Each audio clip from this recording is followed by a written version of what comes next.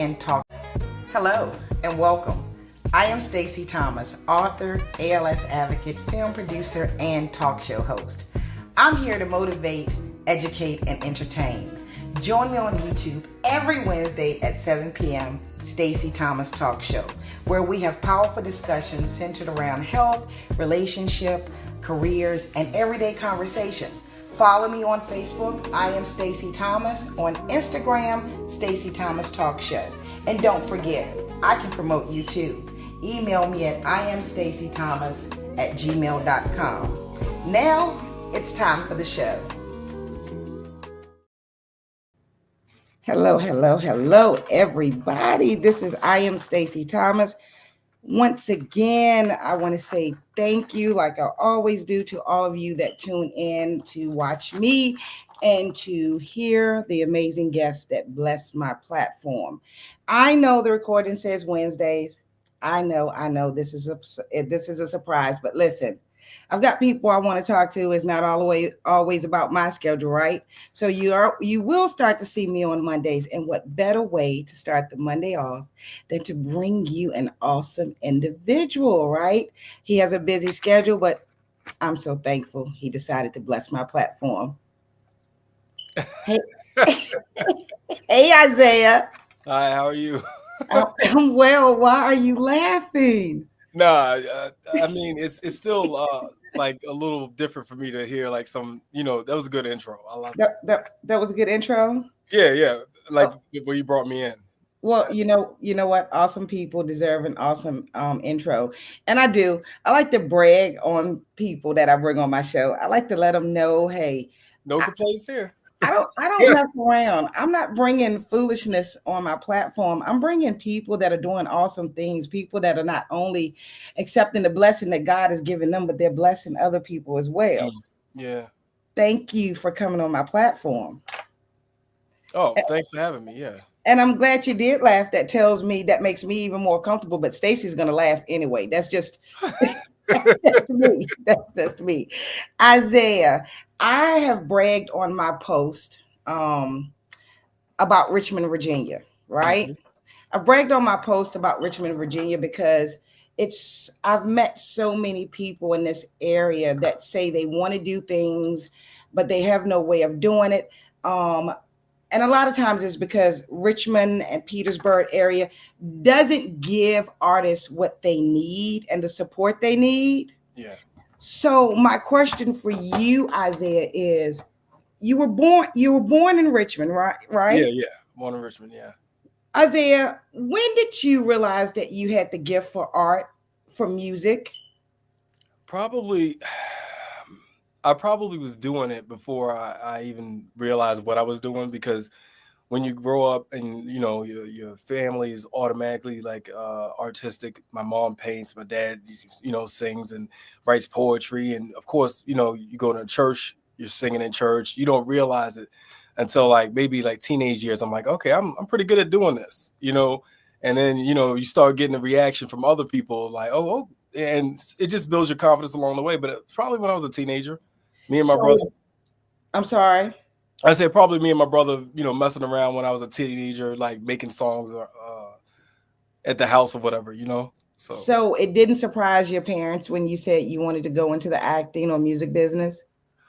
I think by the time that I actually like let them know what was happening, because it happened after I had moved out of the house, Oh, okay. So it's by the time they realized like I'm actually going for it or whatever, they were like, okay. And then when you started seeing, you see you on TV or they see like some of the things that you're doing, they're like, oh, okay. And now it's like, we'll talk about it. And my dad, he'll call me up and he'll say, you know what you should try to do is, So I have to ask this. So you didn't really start doing it until after you got out of the house. Yeah. So tell me, the first time your parents saw you on TV, what was the reaction?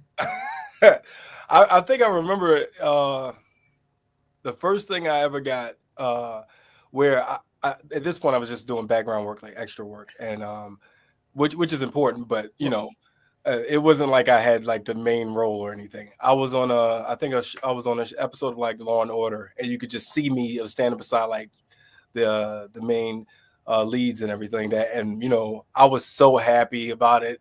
I showed everybody, and it felt really good. And of course, they went off. They were like, "Oh, I saw you," and I was like, "Yeah," yeah.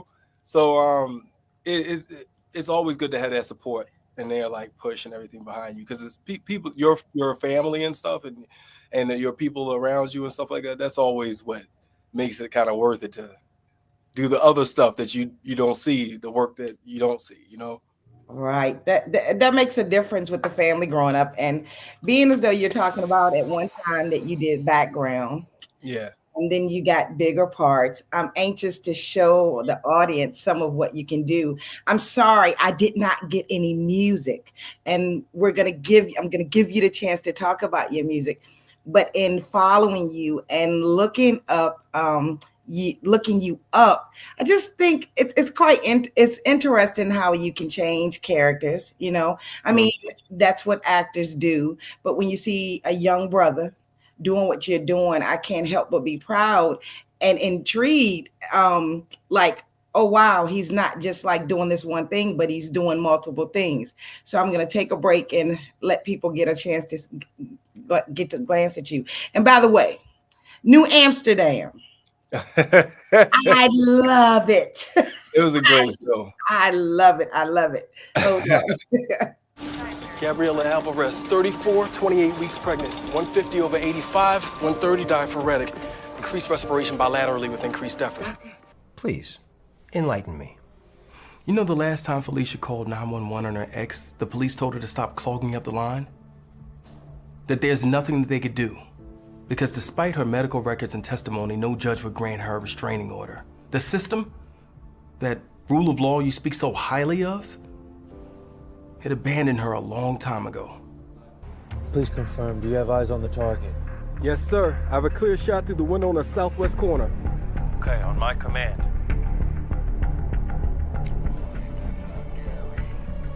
Sir, I still have a clean shot. Please confirm green light. Master, just let me talk to him, see what he knows, please. Sir, do I have the green light? Stand down, repeat, stand down. Thank you. Thursday, then I might be too late, Hey! What? How you doing, bro? Great. Where's your crew been? Let's ask your mother. Flip, flip, flip. Would you give us a few, please?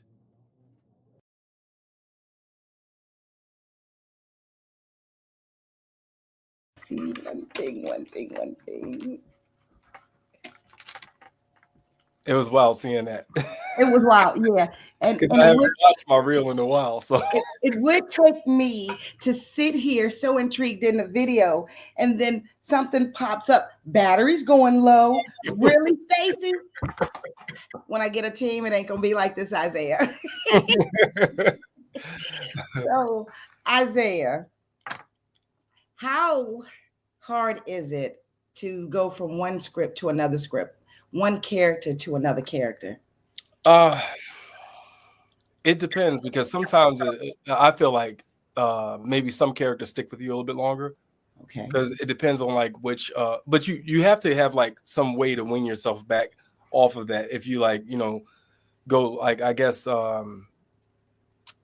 more so like if you're doing like theater, like a long run in theater, and you're playing the character night after night, I think that'll affect you more than a shoot where it's on camera. Usually you're shooting at one time or one particular day or whatever, and then you're going on to the next scene. You know what I mean? Wow. So like if you're doing a theater run where you're playing a specific character, it's like you're doing it night after night. Say if it's like a 3-week run or something like that. After that 3 weeks, you're gonna take a little bit of that character with you, So like, depending on what it is, you see things happen where people go too deep in the character or whatever, and then you see stuff that like with actors, sometimes that happens. They have like some tragic situation or whatever because they went too deep into a dark character or something like that, and then sometimes you learn from the character or whatever. I don't do that because I try to keep that separation of reality and the role. You know what I mean? Wow. So theater and television, a very big difference between the two, right? Yeah, I think it is.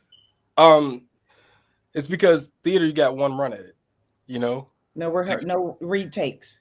Well, no, yeah. And you know immediately if it works, you know, because the audience is gonna they're gonna respond a certain way. The audience is gonna either go silent, which is sometimes really good, Uh-huh. a good reaction, or they might laugh, or they might, if it really hits them, they might have like shock or whatever it is. You never know what reaction you're gonna get, and it could change from night to night. Depending. Wow. What has been your favorite role? Ah, man, my favorite role. I think my favorite role was not my the most high profile, biggest role or whatever.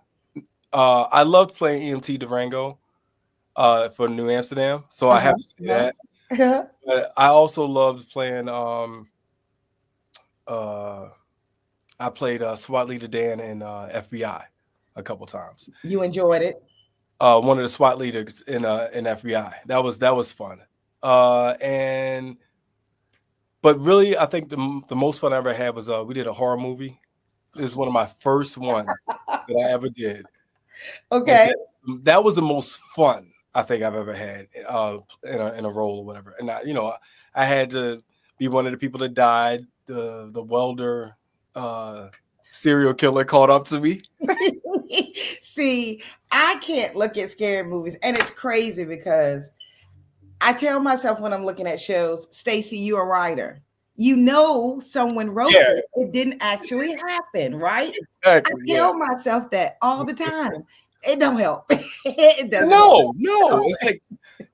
I'll watch a movie knowing that the typical things, because sometimes you can predict a movie. You can right. What's going to happen. It's like, oh, don't go behind the door. That's where the I guess the killer is. Whatever. You don't want to go around that way. Don't do that. No, they go the other way. But it keeps it suspenseful though. I just watched another good movie the other day and everything. So I'm not giving them free press though. But okay, I get it. So you go from your acting. You have a love for music. Yeah. You play the piano? Yeah, I play keys, and I every once in a while will try to pick up a guitar and do something with it, but that's a completely different skill for me. I have to learn that one. So okay, wow. So how do you tell us about your music? What genre is your music? What exactly do you have going on? I think that what I've gotten, I guess, evolved into. Obviously, I started off more like hip hop, R&B type stuff, and but I've especially recently I've expanded to other things. I did a country song for the intro to a series that's coming called Horsepower. Okay. Now, don't tell them I told you this, but I didn't know if I could do it at first. Okay. I was. It was one of those situations where a friend of mine, I scored a film for him, and he actually reached back out to me, and he's like, "Hey, you think you could do a country song?" And I'm like, I'm not gonna say no. Right. So I did some research. I mean, I knew some country music, but I wanted to get more familiar with some certain things or whatever. I got a guitarist, and outsourced a whole bunch of musicians and stuff that I would need, and yeah. And it came out pretty good. The show was I think it's coming sometime soon or whatever. But it's Horsepower, and it fit perfectly and everything. And I've been working with them a lot doing music for scoring for films, and yeah, it's going all right. So when I see this, when it comes out, so when you have the intro, your music is going to be the intro. Yeah, the intro for every episode when it comes out, and they also have other music that's from other artists and stuff like that that's going to be throughout. They have one song on there. It's I can't remember the name of it, but it's a female vocalist, and it is I was like, oh, you sure you don't want to put that one? But You know? so is that going to be a song you're going to promote?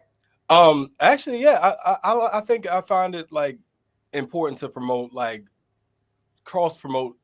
Like, there's no reason why not to promote the song. If you think it's hot, That's right. let people know that it's hot. You know what I mean? Because somebody's gonna have to do it for you. You know? Right, right. And I always think it's amazing when you see somebody that can do more than one thing.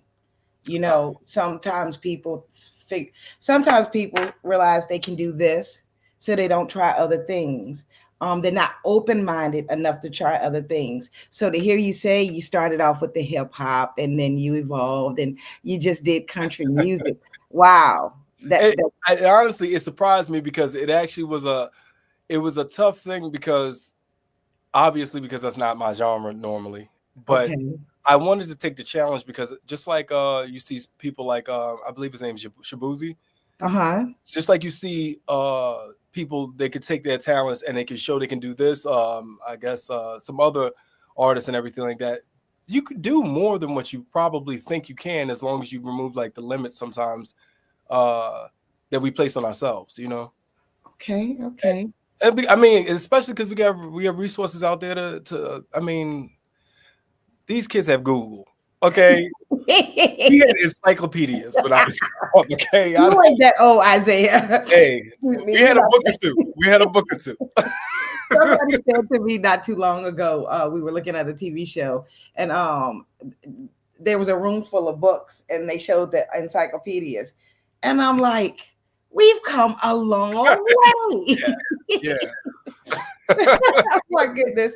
So your music now, if people wanted to listen to your music, where would they go? It's on like the I guess the main streaming sites, whether it be like Spotify, or if it's Apple Music or wow, there's so many of them now.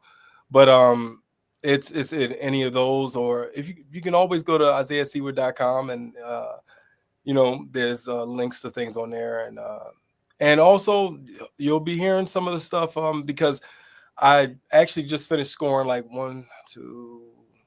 two films and a couple shorts and other stuff. You'll be hearing some more of it. There's be opportunities for me to put it for sync licensing and things like that. So hopefully you'll be hearing some of it pretty soon. So you're busy. Trying to be busy. busy. And it's not this. What it is this. What I found is the industry is like really feast or famine. Okay. So it's either when it's busy, and when it does. It's almost like you have to ride the wave as it goes, and not get too high, not get too low, but at the same time to when it's time to, I guess, to harvest, you go ahead and get as much as you can, and then you be smart with your money, be smart with your investments and stuff like that, and that's how you see people that start here and end up there, and you're like, whoa, Right. But because I've seen a lot of people where some of the checks pay nicely, and I see a lot of people go out there to go buy something with it. Wait a minute, you're smart with yours, huh? Yeah, I mean, you can buy a little something, but I guess being smart is what allows you to stay doing what you love. Mm-hmm. Because if you're not smart with your money, then you're forced to do something else instead of being able to concentrate on what it is you really want to do. I think one of the things that helps a lot is because having something, another thing to go to. I think everybody should have something else to go to. Whatever you're passionate about, regardless of whether or not it is making you a ton of money or whatever it may be, that you should water that too, because it's almost like you're not going to water the same spot every single day. You're going to move around because all of the plants need water, and that's just another thing that's growing inside of you or whatever. Like I went a long time in between making music, and I was thinking, okay, I'm just going to evolve into just doing acting and and doing that, and then people started asking me to work on projects that were like, hey, can you do this for the soundtrack? Can you do this for this? And so it just became a smarter idea to try to you know, to water that again. You know what I mean? Okay, okay. How, without keeping you long, Oh, Isaiah, sorry, I'm running my mouth. what? No, no, no. Talk as much as you want. Then I won't get off feeling guilty. But Oh no, don't feel guilty. You're fine. You're fine. Nah. Isaiah, with everything that we see in the news and the things that people start off one way, they end up doing things that they shouldn't do. But I don't know if it's with the money, the fame, or what. What keeps you grounded? What keeps you? Because obviously, with the things that you're doing, you're focused. What prevents you from being distracted with everything else? Now, I will say this: I am not perfect myself Okay. because there was a period of time. I would say my best year as an actor. You Okay. know, I allowed it to get, you know, not go to my head, but I allowed it to change me in a way that not in a terrible way or anything like that. Okay. But so I'll say that first. But the reason why is because I kind of got away from who I was and started to, I guess, to be something that I wasn't or whatever, and let the you know, the outside noise determine, like, you know, how I looked at life and how I went through life and stuff like that. And the answer that I'll say is keep the people around you that'll tell you whatever they need to tell you, no matter if you want to hear it or not. You got to keep a couple of those around. You know what I mean? Whether it's friends, family, whatever it is, somebody that will, no matter what you can offer, will tell you no. You know, if you keep a couple of those around, those are the ones that'll keep you grounded. And obviously, you know, your faith, you have to like keep that close to you. If that's how you know, if you live a life that way or whatever, then it's like, okay, well, you need to keep that to keep you grounded. And then yeah, then nothing. I don't think anything could knock you off course. Then, you know. Wow. I agree. I agree. I guess the thing is not to be fooled by too many smiling faces. And like you said, keep those people around you that you know are going to be honest with you.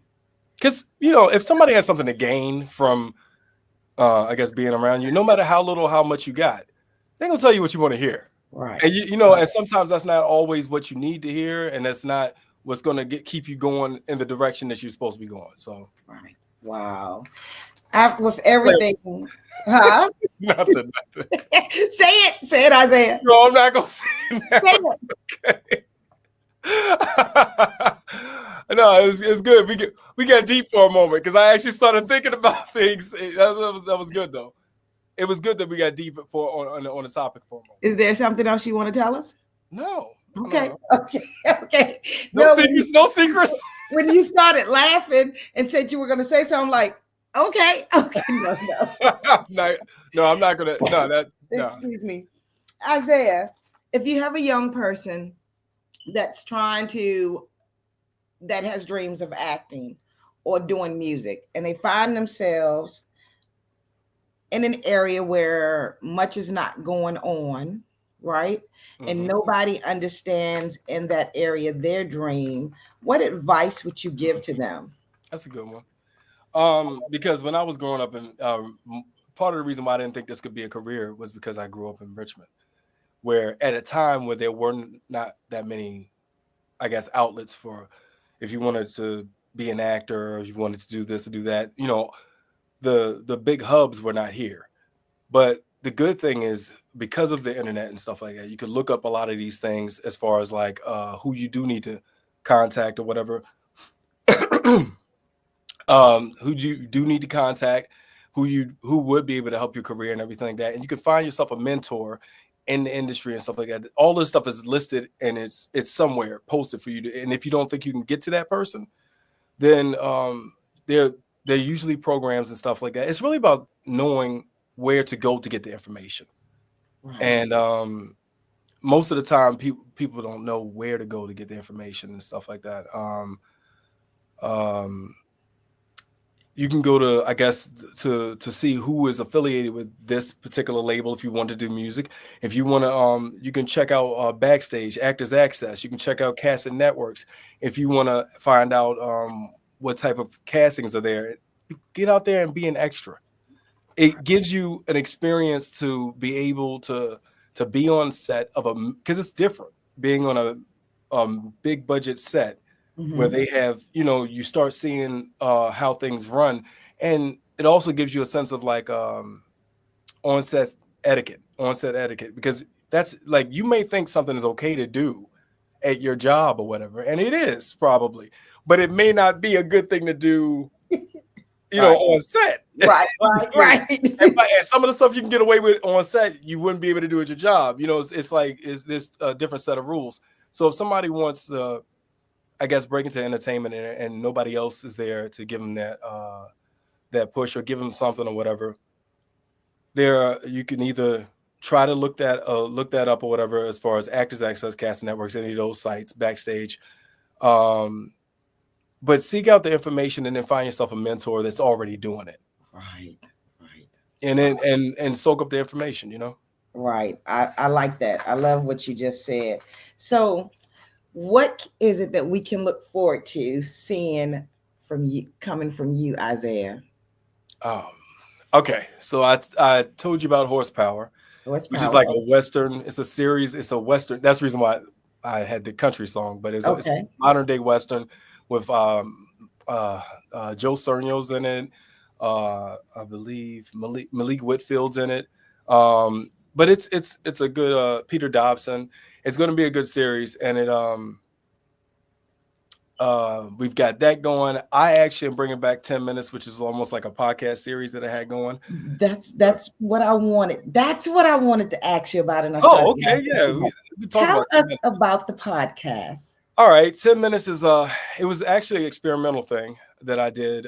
Just came up with it like years ago, and I had a whole season I did of it before. But it's the guest will come on the show, and the guest is the host, and the host is the guest. It's a role reversal or whatever. So whoever comes on the show as my guest or whatever is actually hosting the show, and they're going to run the show. I have no idea what topics they're going to bring up, and we talk about it right then and there.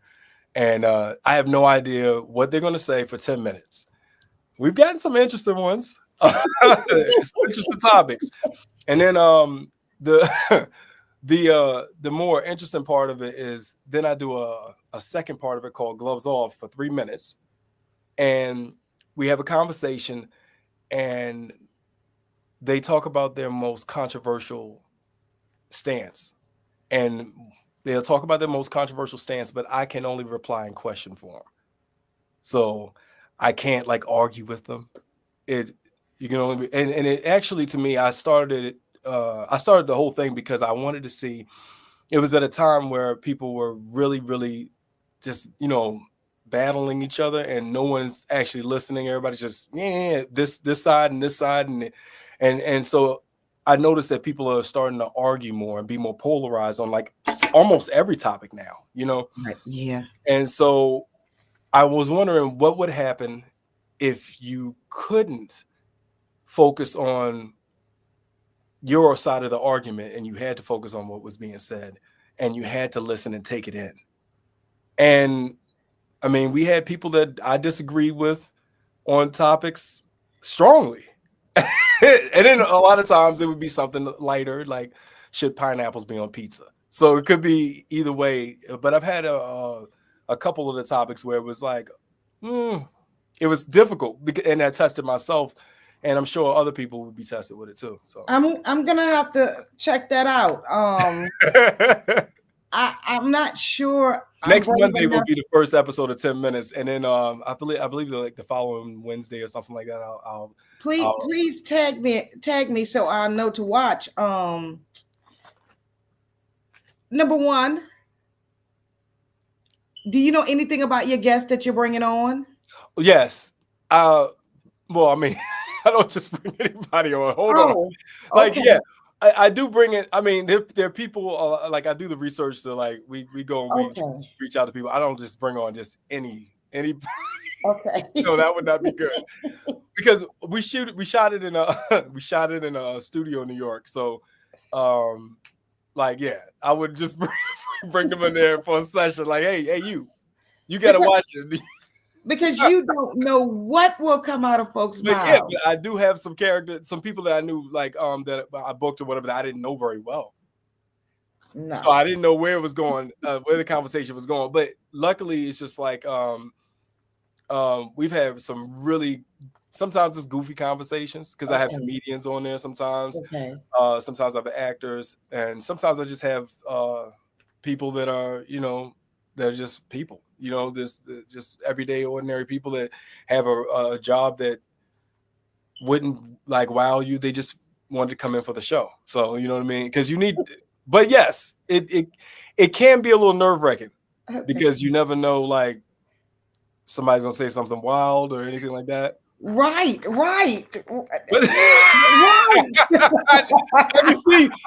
I can see the panicking. Trust me, 10 minutes, that 10 minutes sometimes, I mean, but honestly, whether they have a controversial topic, rather than have a controversial topic, I think the scariest part for me is when they come in and if somebody comes in and it's like they don't have much to say, because then it puts everything on me to like yeah, it's like I don't know, like, and they're the host, but honestly it's more interesting everything to talk about some of the stuff, and then also it's eye-opening because sometimes the things that I was rigid on after the conversation with them, maybe I'm a little bit different and I'm like, well, I can at least, we don't necessarily have to agree, sometimes we do, but it's like I can at least see where you're coming from, See, I'm open to conversation. I'm open to what it is you have to say. Yeah. My facial expression just shows a lot, and then I don't know, sometimes people get too deep and it's just hard not to respond. You know what I'm saying? I get what you said. I have conversations, like sometimes I try to let people talk, and sometimes I be quiet, like when I want to just say, you idiot. I just, some things, not in a mean way, but some things that people say, I just no. Theocracy, please. There's a list of things sometimes, like now especially, I hear a list of things sometimes, and I'm like, I don't even get to the point where I'm like, why is that something that you believe? It's like, how did you get there? I'm looking I can't connect the dots. I need to be able to connect the dots. And like I said, and I wouldn't come out and say to anybody idiot, but I'm just, it's on my face. Like, if you ever feel that way, you need to let me know. Help me. I need to. And I've tried to work on my facial expressions, and my sons, no, Ma, don't even worry about it. Don't. They know, man. Like, you can't fix it. You've been like this, so this is who you are. We've been in the store. Cashier says something or does something, and I've seen my youngest son just walk away from the register. Just walk away. I'm not going to yell. I'm not going to get loud. But he just doesn't know what I may say. And it's not going to be rude, but... Oh, that's even worse. He walks away so that you... He walks away because he says it's the expression on my face, and he doesn't know if I'm going to say something. And my boys would be like, Mom, you don't have to say anything. It's all over your face, but... Sometimes, but that's a good thing. That's a good thing because that's less work for you. No. You don't have to say anything. People automatically know. And when you start getting older, see, you're young, you don't know, but when you start getting older, a lot of things people say, it's just, I just be quiet and it just shows on my face. It's not, I'm like, you know what? I'm not even going to say anything to that. I just don't have the strength to go back and forth with people. But Isaiah, it's been great. Definitely. It has been great. Please feel free to come up under the video, post your podcast, post where they can find your music. When the movie starts, or is it a series? It's a limited TV series. So, yeah. Okay, so please tag me in it. I will share. I'm proud of you. I am very proud of you. Thank you. And I am wishing you the very best, and hopefully as you grow, I'll be following you. And And one day I might hit you up again and say, wait a minute, Isaiah, I want to talk to you again and hope you aren't too busy, sweetheart. Oh no, never too busy. Never too busy.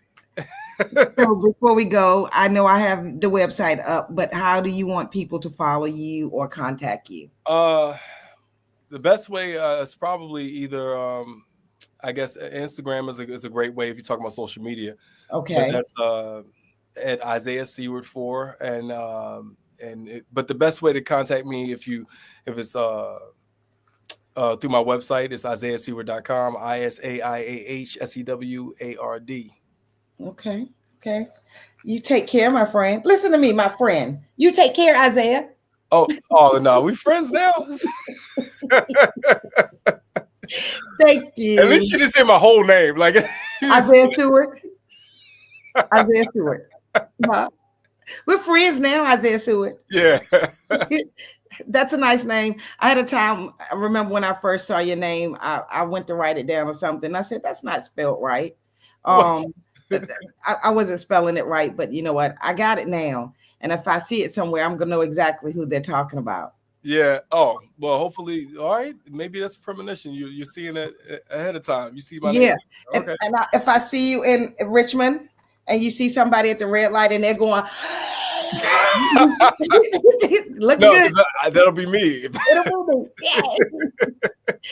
Take care of yourself, young man. All right. Thank you. Thank you. Hey, everybody. I told you it would be great. I'm going to give you one more glimpse at what he does, right? His acting ability. But don't forget to follow him because he's also a music producer. And if you have any questions for him, hit him up. He says he's on Instagram, okay? And thank you for watching. And remember, don't stress too much about yesterday. Don't worry too much about tomorrow, because if you do, we just might miss living today. Everybody have a great week. Gabriela Alvarez, 34, 28 weeks pregnant, 150 over 85, 130 diaphoretic. Increased respiration bilaterally with increased effort. Please, enlighten me. You know the last time Felicia called 911 on her ex, the police told her to stop clogging up the line? That there's nothing that they could do. Because despite her medical records and testimony, no judge would grant her a restraining order. The system, that rule of law you speak so highly of, it abandoned her a long time ago. Please confirm, do you have eyes on the target? Yes, sir. I have a clear shot through the window on the southwest corner. Okay, on my command.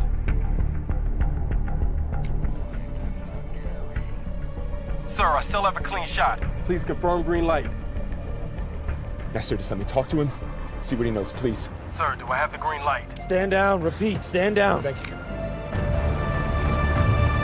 Thursday, then I might be too late, you know? Hey! What? How you doing, bro? Great. Where's your crew been? Let's ask your mother. Flip, flip, flip. Would you give us a few, please?